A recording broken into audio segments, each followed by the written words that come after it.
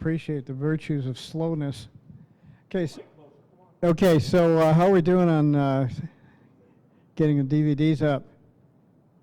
And by the way, relative to that commercial for the DVD set that John just graciously gave us, remember they are discounted $100 for the set if you get them during the conference. So I really like that. Wish I could take advantage of that actually too. So we have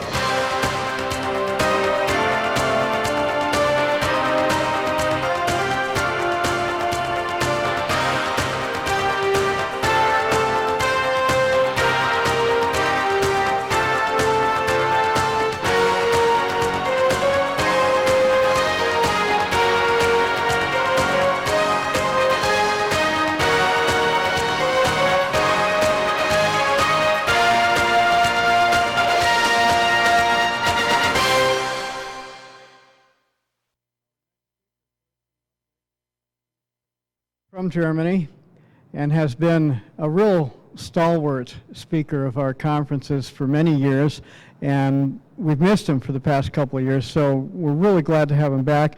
He's got a lot of academic qualifications. He's the president of the German Space Power Association. He's been serving in that capacity for quite some time. Very active figure over there and someone who's excellent at transmitting the information that's going on from Europe over to us. So let's please welcome Thorsten Ludwig.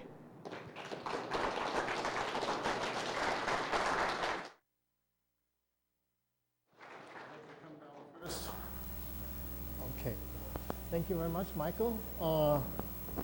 Thank you very much for Steve to inviting me again. And I think I have an interesting topic to speak about this time.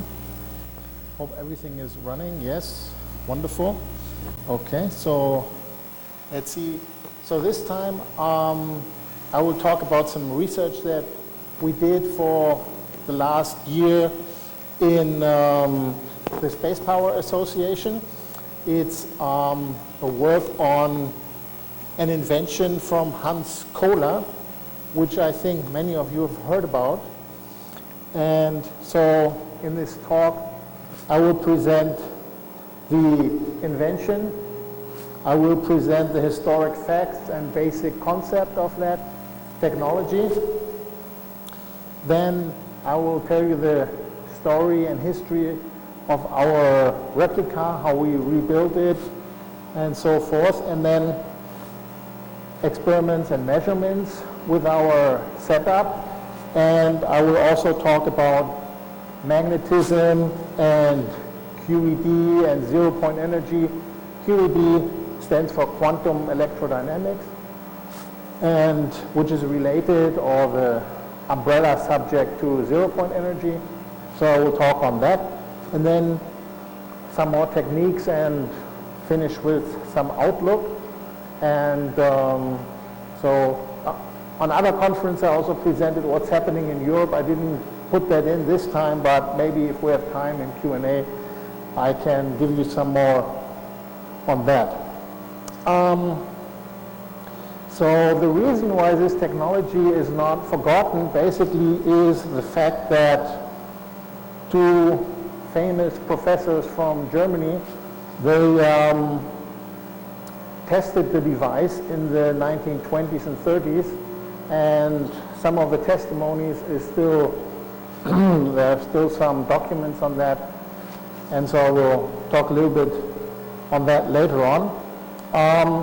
Another fact why it's not forgotten is that the British intelligence investigated the technology after the Second World War in 1940s and beginning of 1950s, and they had a report, and that report was declassified, and so that's one of the best sources of information on that technology.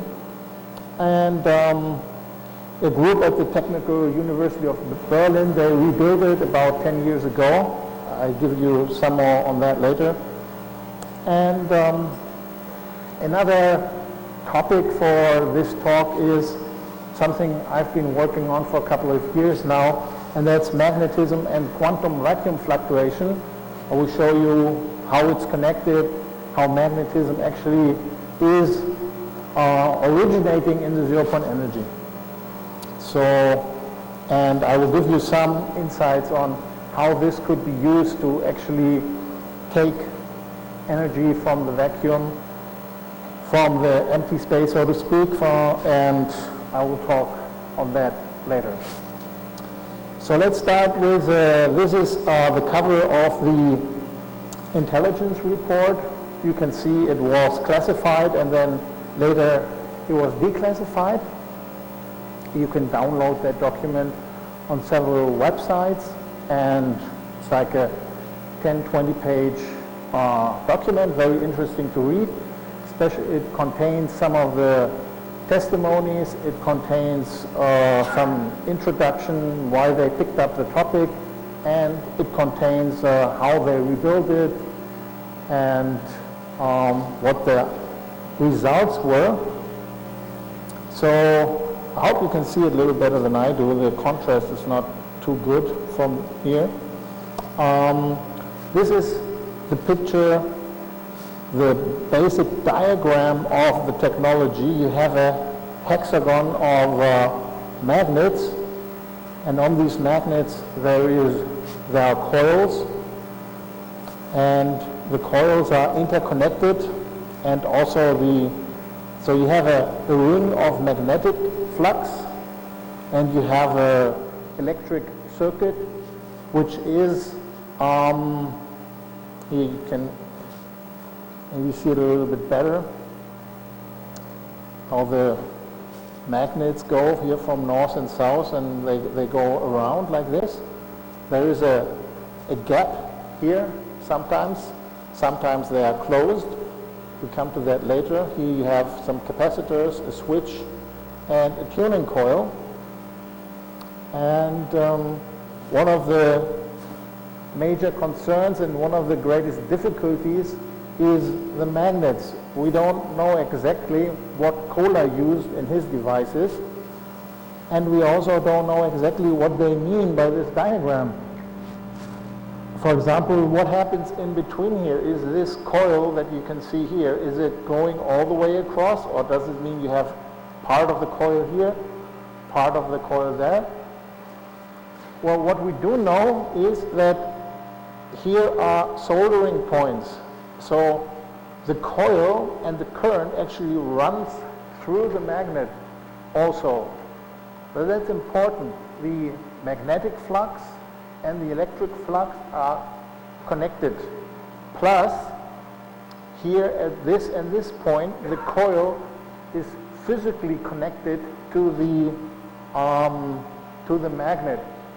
So what people think, and what I also think, is that something called the Magneto-Acoustic Resonance is something very important.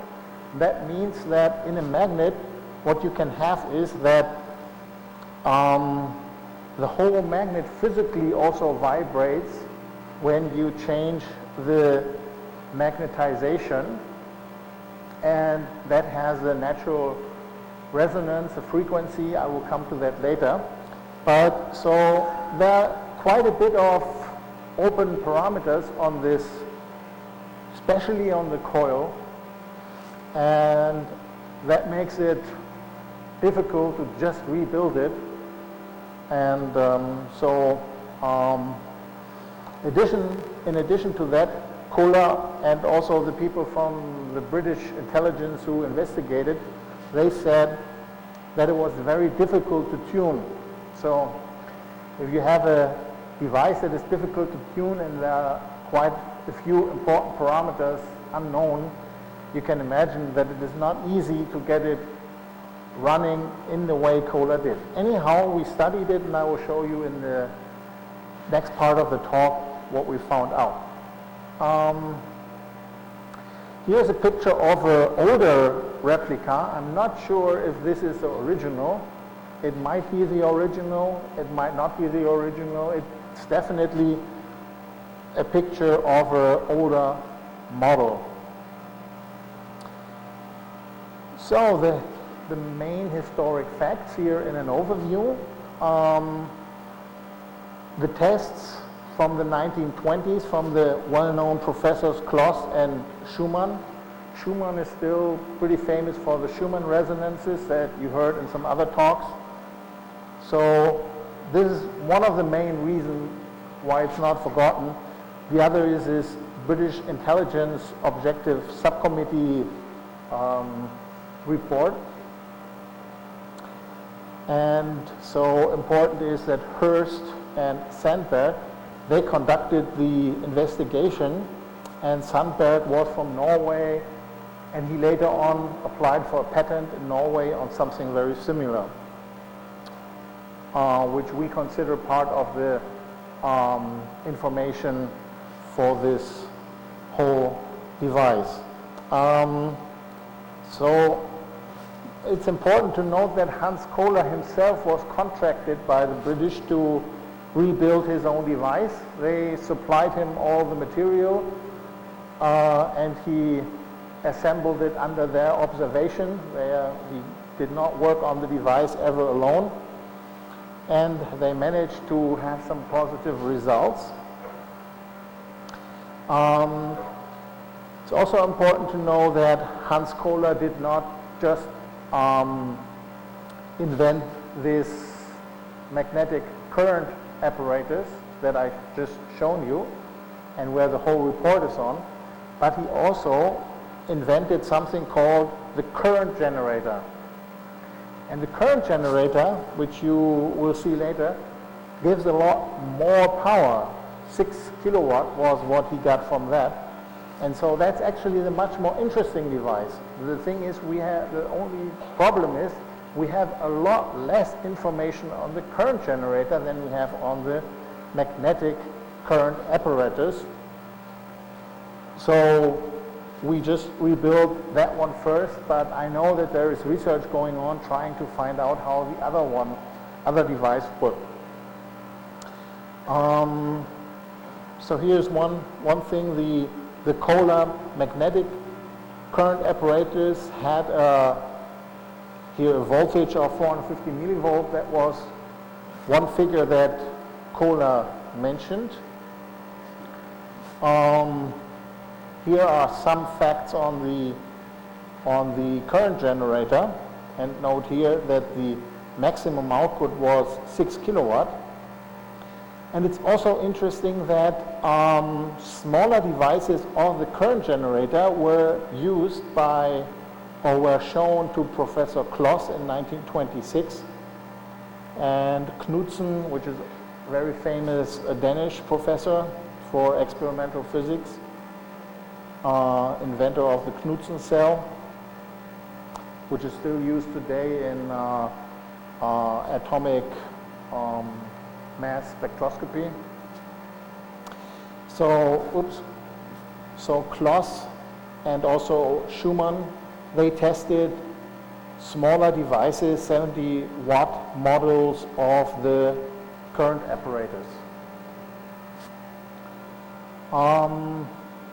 Here's some more facts on this British intelligence investigation. So that was 20 years later. So the investigations in the universities were in the late 20s, and in 1947, well, what happened in the war was that the German Admiralty, they picked up the topic, and Kohler himself, he was actually a captain or a submarine captain, and so that's why there is this.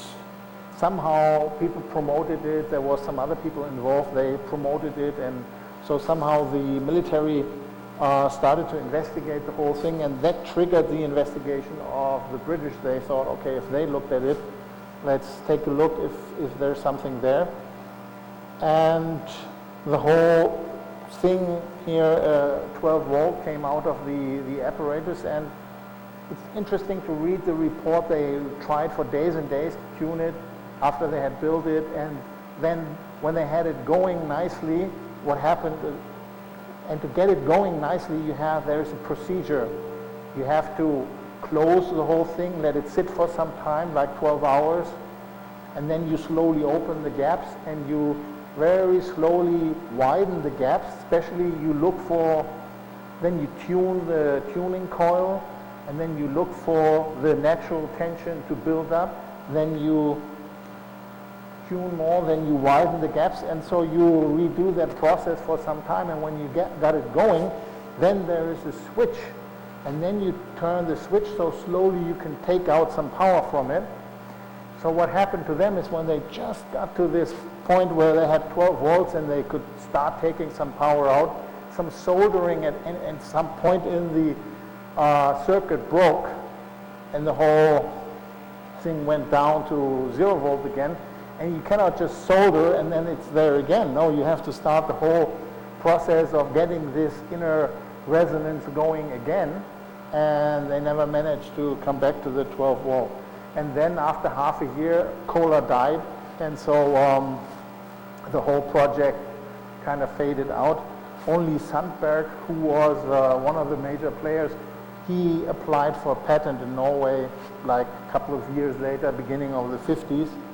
And then slowly also Rex Research, I think he picked up the topic of Kohler, and that's one of the main reasons why still today many people know about it. And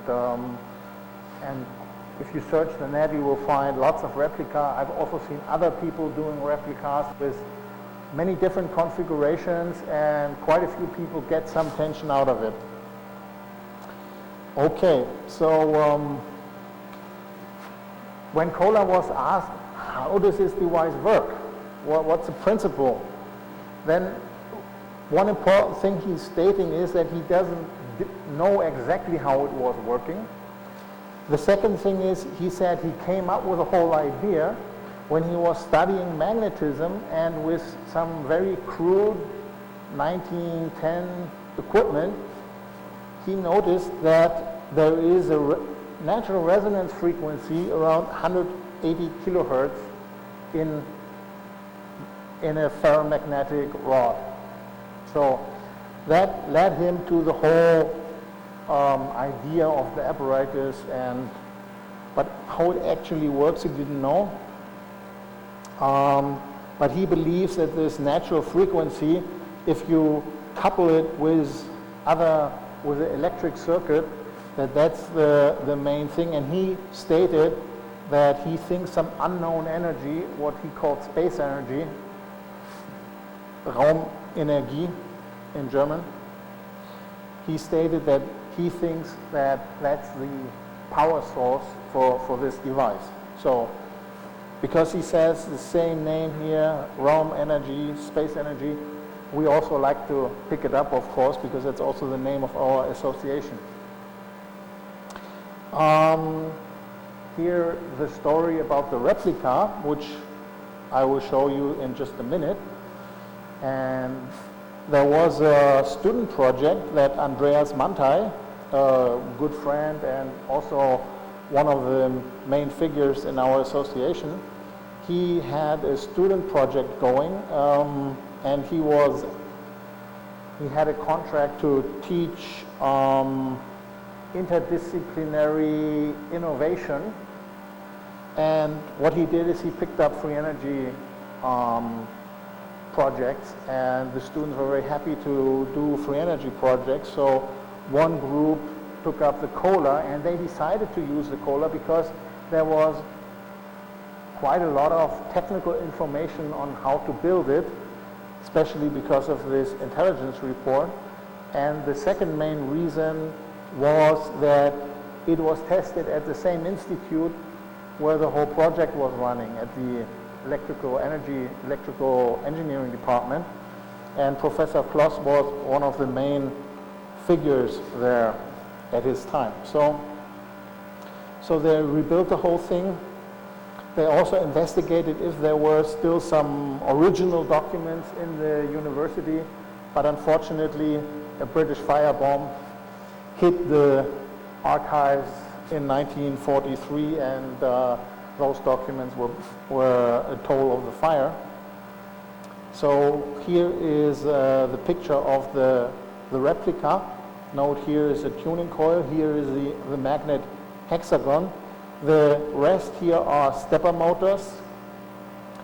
And the original idea of the group was to use some form of innovative search routine on the computer so that it would look for the best configuration.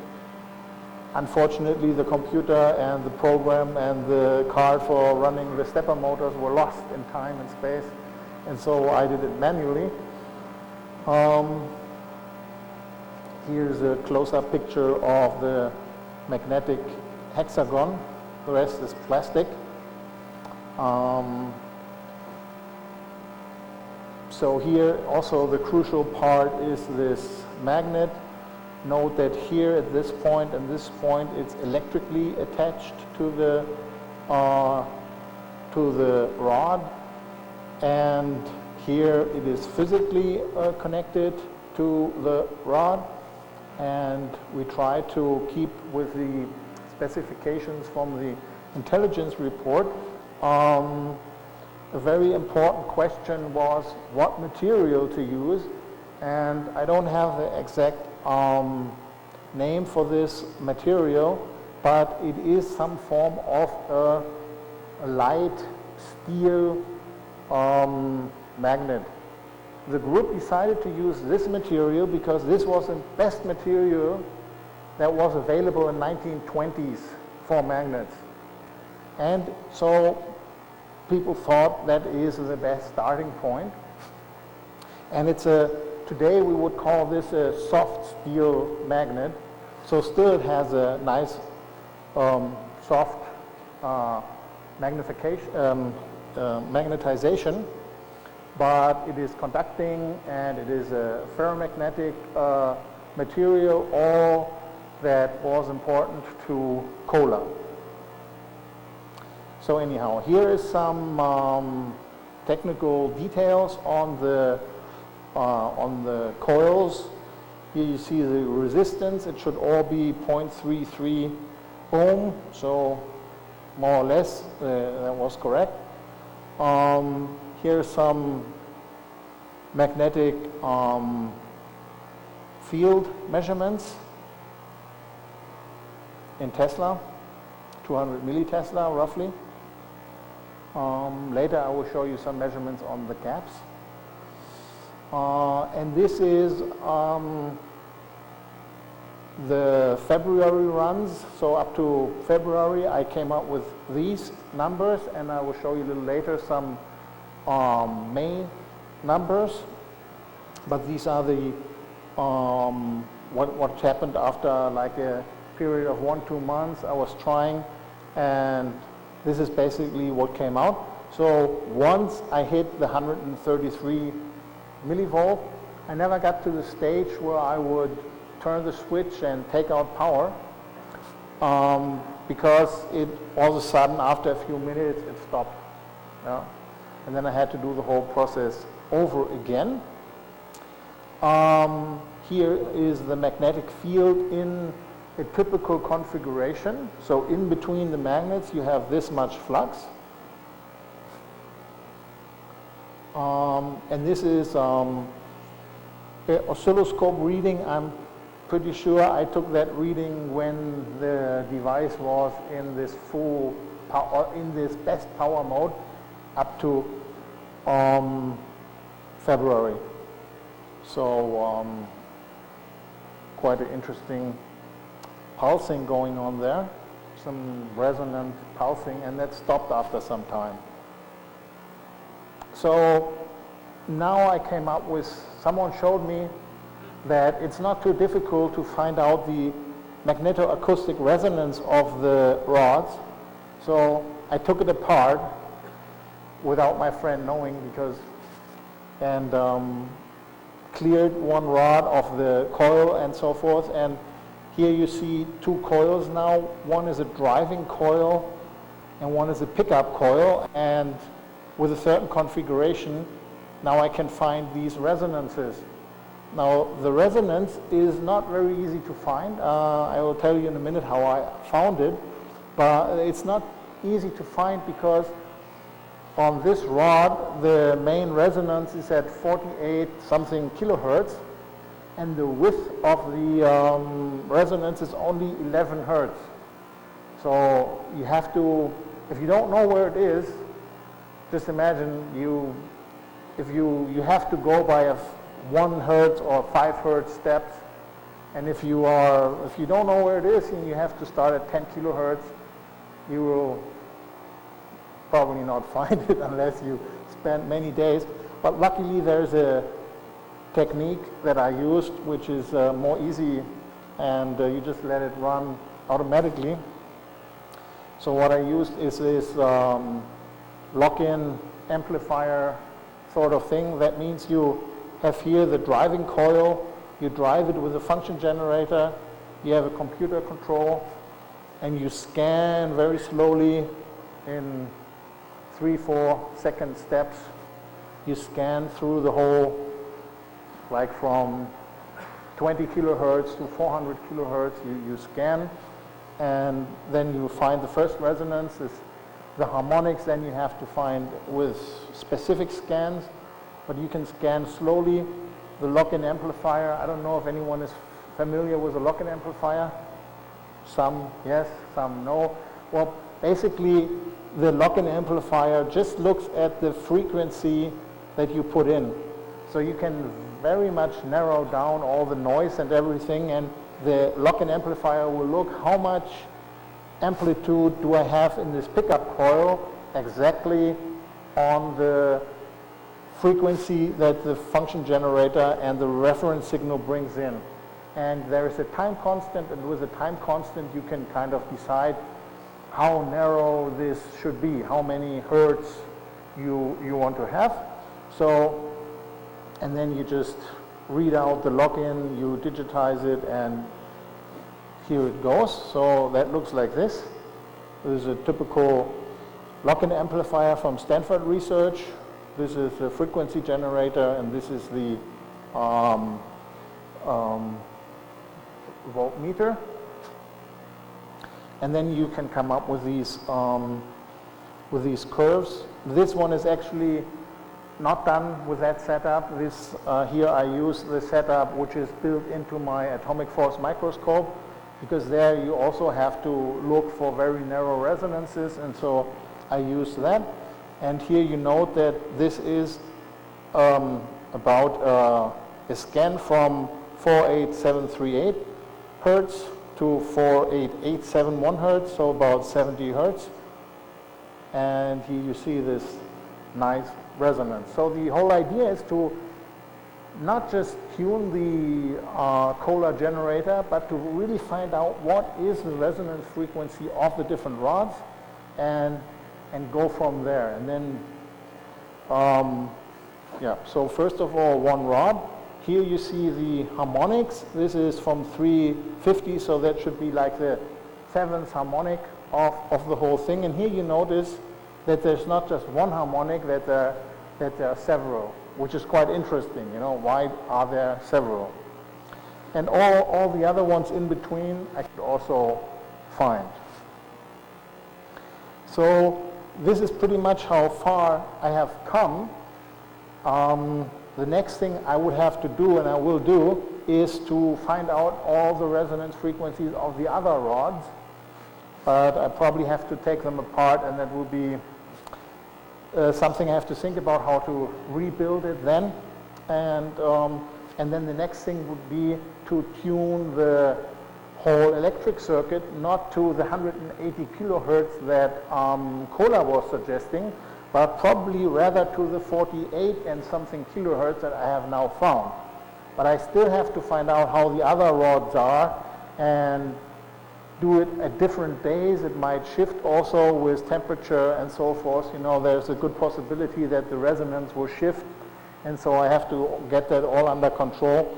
And I'm not sure if all the resonances of the different rods, if it's possible to bring them all together. But this is now the approach that I'm taking on that route.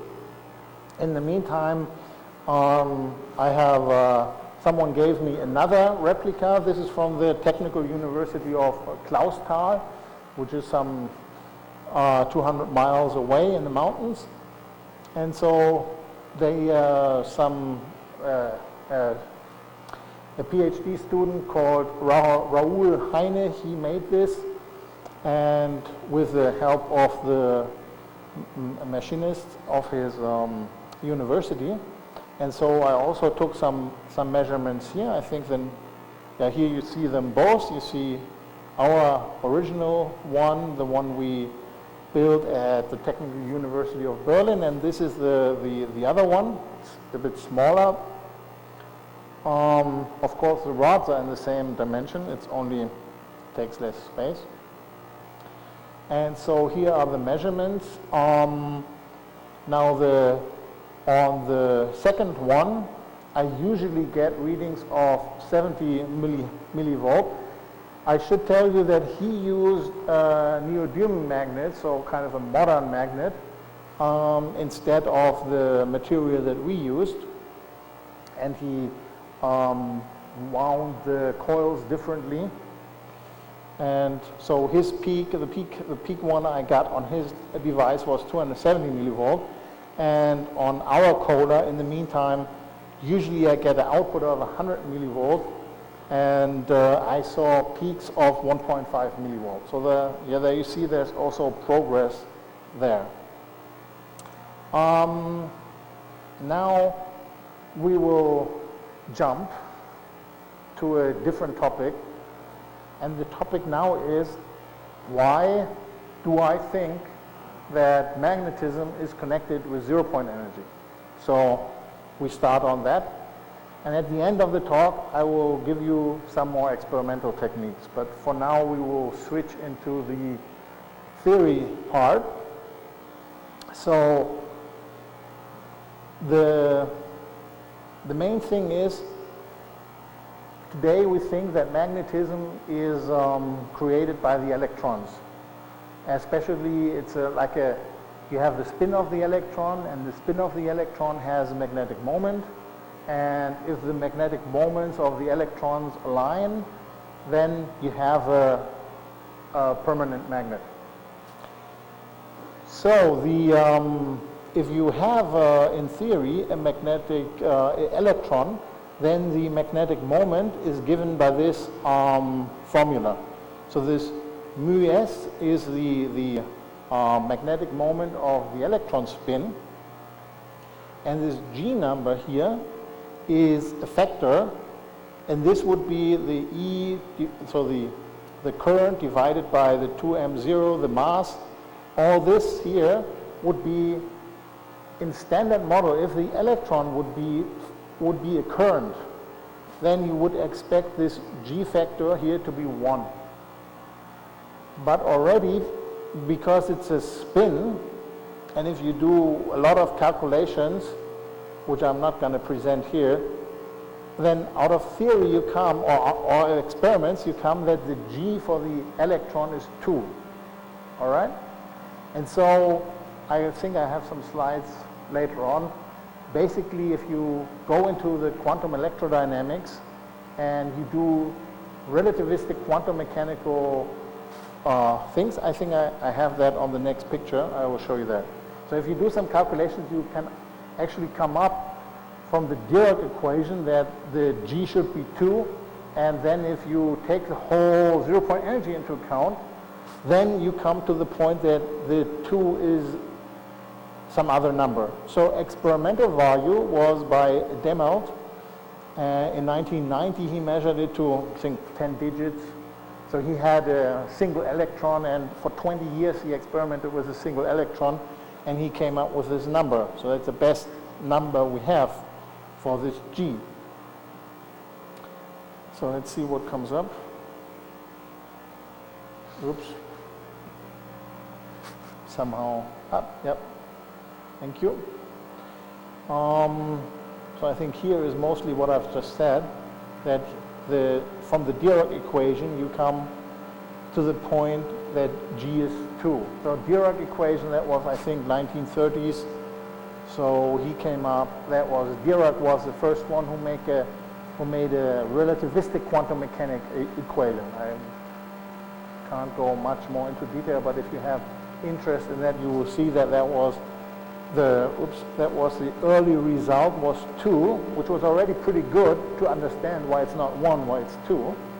And all he did was, so the Dirac equation, you don't have to put in anything, you just have the Dirac equation, and then you come up with a spin.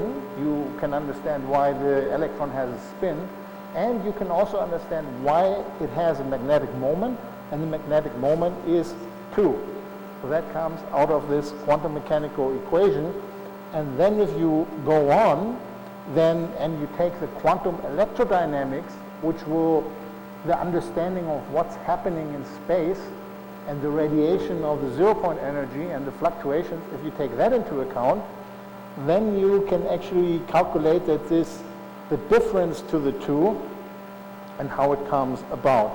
And so Schwinger and others, they did these calculations. That was in the 1940s, 1950s, where people understood the G, this difference to the 2. So here we have this whole thing in pictures. Here you have the electron as a spin. So you have a charge which is spinning, and that gives a magnetic moment. Here, if they all align, you have a magnetic field. And well, from here the contrast is not very good. Hope you have well, anyhow, the contrast of the projector is not very good for this, but anyhow, you can maybe see very faintly that there's some drizzle there, and that's like a graphics of the zero-point energy. You have photons coming into being and so forth. I will talk a little bit on that in a few minutes. And what you have here, these are called Feynman diagrams. So Feynman, famous American physicist, he came up with the idea to make little sketches instead of having very difficult path integrals and some very difficult mathematics. So actually what you see here is you have like the atom is here, and in a Feynman diagram you have time in one axis and space in the other axis. So it's like a little bit different that you have to think. So this is time and this is space. So the electron comes in time, and also it comes a little bit closer to the nucleus of the atom core. And then there is an exchange photon, and it comes back out. So this is how the basic physical principle of an electron in an atom can be calculated in the quantum electrodynamics. And this is in pictures. So if you take all these pictures, then you can calculate the magnetic moment of the electron in an atom. So here, please note that this is like there's a small number 0 here. So that means this picture is without any interaction with zero-point energy. And here you have a photon going from here to here.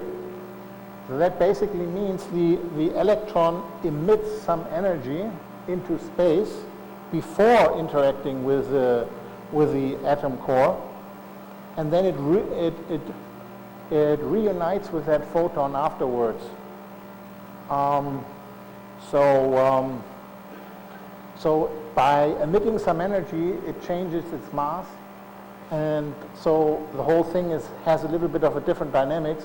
So the next pictures that's called the first order. This is called the 0 order, and this is the second order. And that means that you have like 2 photons here. He emits 2 photons. So you have to take into account the second order interactions in order to calculate the magnetic moment. So basically that is the connection between the magnetism and the zero-point energy. And then we'll talk on this a little bit more. So here we have that, most of what I've already said, that the modern view is that magnetism can be calculated from electrons, and especially the magnetic moment of the electron can be calculated from basic principles from the quantum field theory. And we also understand how the difference comes about, the difference to the number 2 from the Dirac equation, and that is interaction with the zero-point energy field, with the fluctuations in space. And so permanent magnetism as a collective effect of the electron spins makes the magnets go. So the magnetic moment of one electron comes from interaction with zero-point energy in space. So obviously, because that's the foundation, also magnetism is totally related to this interaction with zero-point energy field. And the thing is that Kohler might have found a way to actually use this to harness energy from space, which is feasible, and you understand that there is this connection, even though we don't understand every single step. So here's some more introduction to the zero-point energy for those who are not so familiar with it. The zero-point energy, so the fluctuation fields in space, they have a history. It starts with Max Planck, who was mentioned earlier, you know, in 1900 in Berlin. So I'm also from Berlin, so of course I'm happy about it that he made that announcement in our hometown. And he came up with this formula, which basically means that energy is made out of this small n here means a natural number out of energy particles. And before that, people thought energy could be, you know, any number. But after Planck, now we think that energy comes in certain packages called quantas. So anyhow, the main thing for us here is that he changed the formula in 1912, and he added this plus 1/2. He came to that conclusion that after studying the natural radiations of heated objects, the black body radiation, that originally led him to this conclusion, that it only works if he changes it to this. And this plus 1/2 is exactly this zero-point energy, because if you put in 0, so it means there is no quanta, then still half a quanta is there in any system. So these figures here, they thought some more on this problem. Einstein and Stern, they had some discussions on the consequences of this. And Nernst, whose picture is here, in 1916, he was the first one to actually come up with this idea that this has consequences for empty space. That would mean empty space is not empty, because in empty space, so vacuum, you still could have a lot of electromagnetic frequencies. And these are just the same as any other quantum mechanical system. Also these so-called modes, so electric vibrations, they are not zero. They have some, this 1/2, there's always some activity. And so Nernst was the first one to realize that. And then Heisenberg, who was mentioned yesterday a couple times, and it's Berg, not Brook. So Heisenberg, he came up with this uncertainty principle. And this uncertainty principle is very much related to this problem. And please note that here, the original formula of Heisenberg was, and that was mentioned, I think, yesterday, the uncertainty between knowing where an object is and knowing basically the speed of the object, the inertia. But that's not all. There is also uncertainty between other so-called conjugated numbers in quantum mechanics, and one very important pair, especially for us in this context, is energy and time. So there's also uncertainty between time and energy. That means we can't know exactly the energy and the time of any object. So there's always this uncertainty, and this uncertainty is related to this nature that we find that particles are like waves and waves are like particles. Like light could be a photon, but it also could be a wave. And so that's a wave always needs some space, while a particle could be in one space specifically. So if you do the calculations, then you come up with this uncertainty principle. And energy and time means that a certain mode in the vacuum, let's say a photon, a green photon that would run through this like this laser beam. So the mode of green photon going in this direction, you can calculate that the energy is related to a certain time. So if the green photon exists for less than 10 to the power 21 seconds, then it won't violate this law. So that could, this vibration of green light would be on the 10 to the power minus 21 second range. But that leads to the whole idea that space itself, all these modes, are actually excited. And people like Schwinger and Casimir, they worked on this in the 1947, 48. And here you have another graphics of this. So here you see a classical system meaning an electron that could swing, or a mass that could swing on this, whatever that is. So in quantum mechanical regime, that can never stand still. There always is some movement of the system, and this is like graphics for modes in here you have a rectangular cavity, and in that cavity you can have electromagnetic modes, and these modes are also, they never stand still. There's always some movement there. And then you can do the calculations, how much is there, and you see that if you go to higher frequencies, it's not just that you have more modes, but you also have more energy per mode, and so the energy density goes up with the frequency.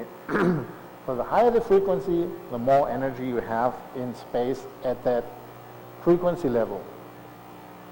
So here's another two graphic pictures of the whole thing to not make it so dry. But the basic idea that we understand now is that that space is not empty, that there is this so-called vacuum fluctuations, that there's radiation, even though you don't have any external fields. And for us in this COLA project, it means that magnetism fundamentally is linked to this, these vibrations, and that magnetism actually is originating by these fluctuations. So if you have an electron, then the electron with a charge will have a spin that comes from the Dirac equation, and the magnetic moment is actually related to the vacuum fluctuations. So here are some more little bit on the consequences. Today, the physicists think that all the basic forces are transmitted with exchange photons. So here you have the photon, and here you have other bosons, exchange bosons of different kind, which kind of make other forces. And so the basic idea is that these vacuum fluctuations, they actually link they make the electric link. For example, if there are two electrons and they exchange, they exchange via the vacuum, via these particles, these virtual particles. This is to show you that this concept is totally integrated into modern physics, and you can only explain these high energy accelerator pictures if you do the calculations in this way.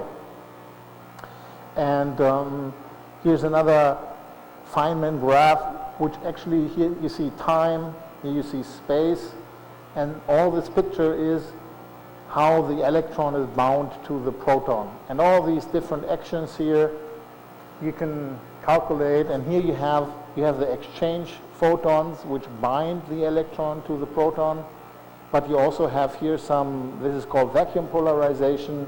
All of a sudden the photon goes into, is that 15? I can't see the one. Okay, no problem. So anyhow, so you see how it's bound, and you see also some interaction with the vacuum here. So we end here the whole thing on theory, and we go back a little bit to the experiments. I show you one more line, and that is I'm going the line that Kohler laid out, and he said that his device is fundamentally linked to some property of ferromagnetic material. So what I want to do is I want to find this 180 kilohertz or whatever that Kohler had seen. And I will show you what technique I'm using to find this. So I think, let's look at this. Okay, ferromagnetic, we have to understand ferromagnetism a little bit more. And that way, because it's a collective effect, I think it would be a good way to realize one of Maury King's suggestions, that we should use these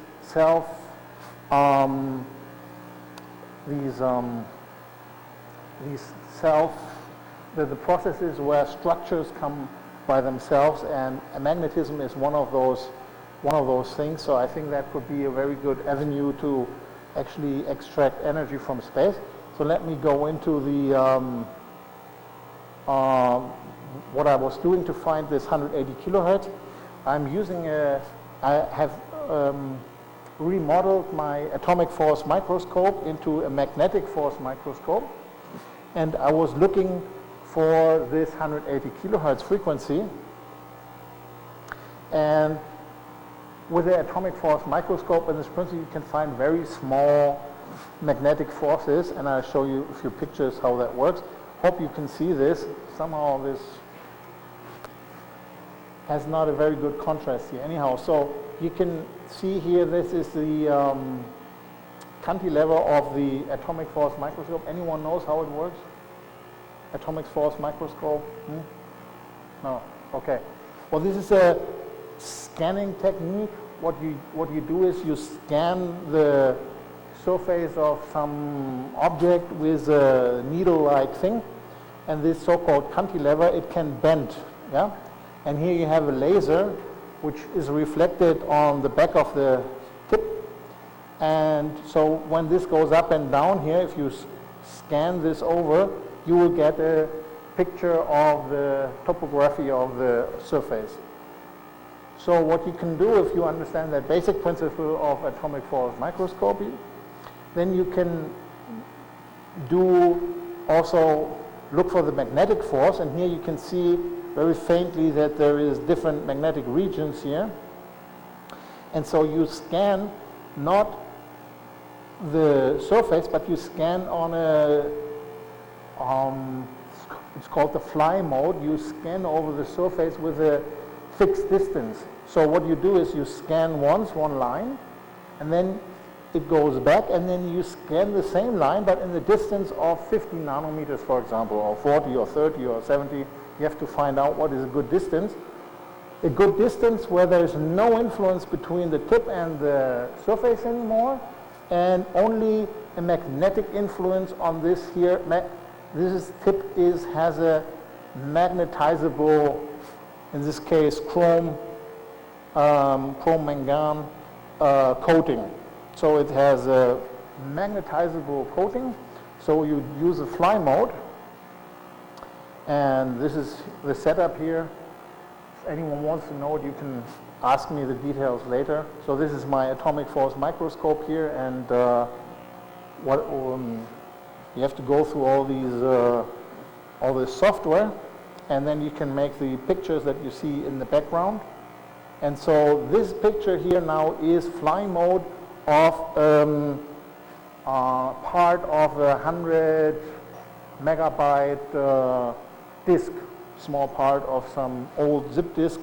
So here you can see the different lines of different magnetizations.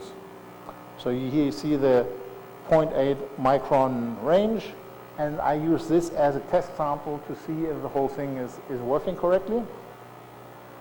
Here you see the difference between, this is the same area at the same goal. This is the topography of the surface of the disk, and this is in the fly mode. You only see them, the magnetic regions.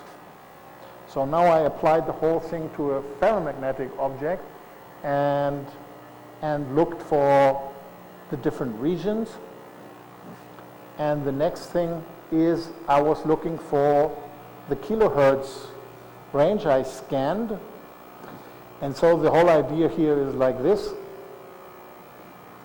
You stay on one place and you scan, you just look for the vibration. So you scan the laser system with a lock-in like circuit, like I've shown you way back in the talk. And you scan through the whole thing and you look for a pickup of a certain frequency. So that's what I did. But I could not find very clearly this 180 kilohertz. You see there is some frequency going on, and there's more here. Maybe you could see there's some sort of a peak around 350. But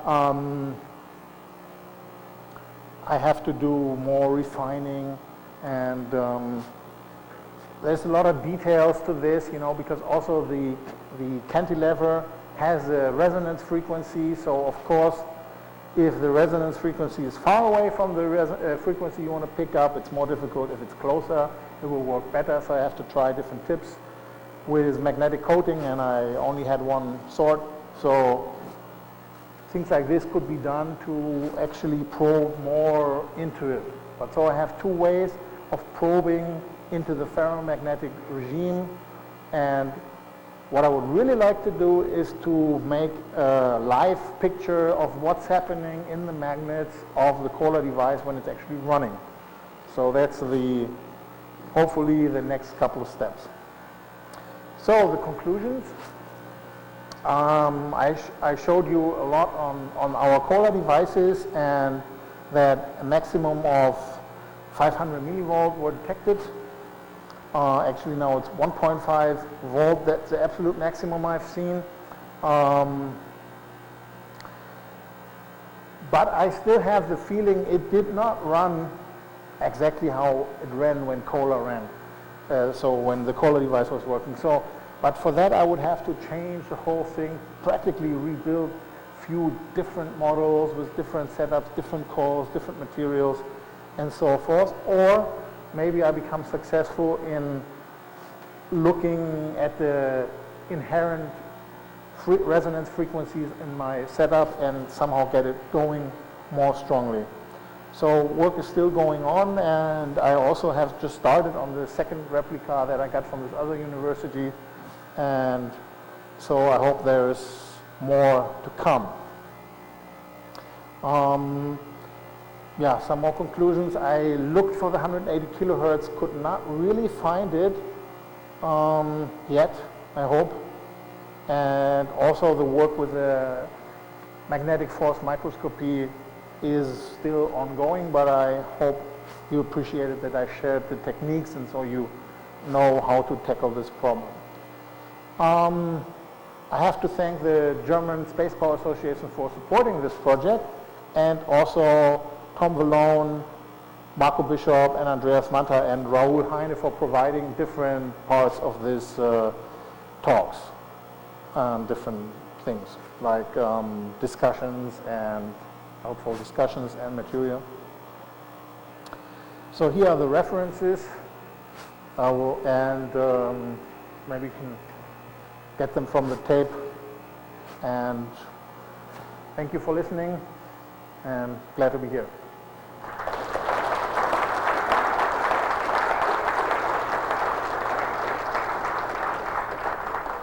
So our Q&A guy is just rushing off, so you have to hope you have some questions. And